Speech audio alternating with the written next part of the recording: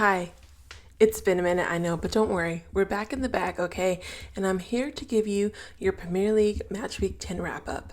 There's a lot to talk about. Let's get into it. Not going to lie, this weekend, looking at the matches, I thought it was going to be pretty predictable in terms of the outcome, but looking back on it, it ended up being one of the most exciting weeks we've had this whole season.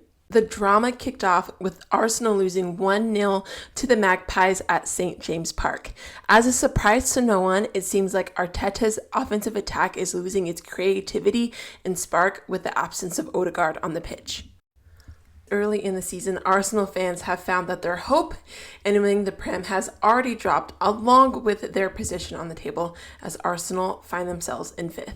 Another Premier League giant dropped points this weekend as Man City took a humbling loss to Bournemouth on the road.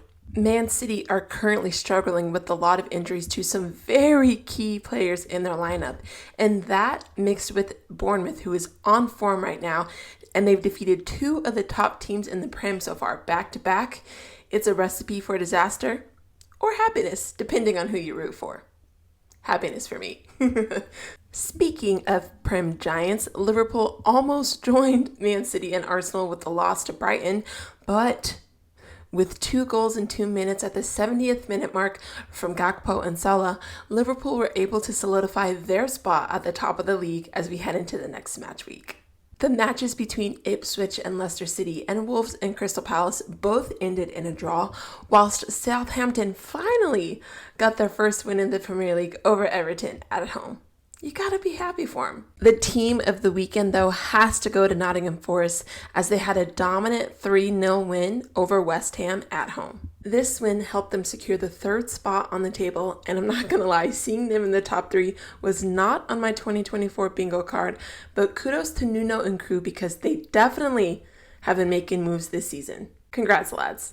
Moving into Sunday, we had some very highly anticipated matches. Though things started off a bit slow for Ange and his high line from down under, the team was actually able to score all 4 of its goals in the second half. I must say, in the first half especially, Villa did have more control over the game and they did end up scoring first, but by the end, they just weren't able to respond to the Spurs attack. With this win, Spurs moved up to 7th on the table, but with this loss, Villa missed the opportunity to be in top 4. As for the second match of the day, we head to Manchester where the London Blues faced Ruud van Nistelrooy and the Red Devils. The match definitely had moments of high energy and excitement, but in the end, we finished with a 1-1 draw. This was Ruud's first Premier League match as the interim manager for United, and though of course you want to win, it's nice to know that our record of dominance over Chelsea at Old Trafford remains unbroken. I can understand from a Chelsea perspective how this match could be frustrating, as on paper you definitely are the more talented side, but I think with more experience for your manager and these players, these losses and draws can turn into wins moving forward. Positive side for Chelsea though, I think it's very clear that Moises Caicedo is worth every penny that you've spent. Definitely a baller, and I'm excited to see how his career progresses. This match week concluded with some Monday night football between Brentford and Fulham. And wow, the last 10 minutes of this match had fans in Craven Cottage screaming Wilson like Tom Hanks in Castaway as he secured the win for the Cottagers with 2 goals in stoppage time. 2 to get the win. Crazy. As for Brentford, unfortunately, their hopes for obtaining their first away win in the Prem this season was shot down pretty quickly with those stoppage time goals.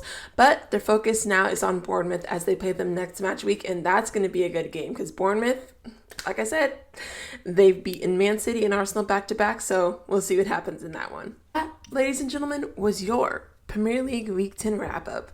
It feels so good to be back. Thanks for the support. Comment down below your match of the week, maybe your player of the week. We'd love to hear your thoughts, and I'll see you next time. We got one more match week before international break in November. Looking forward to it.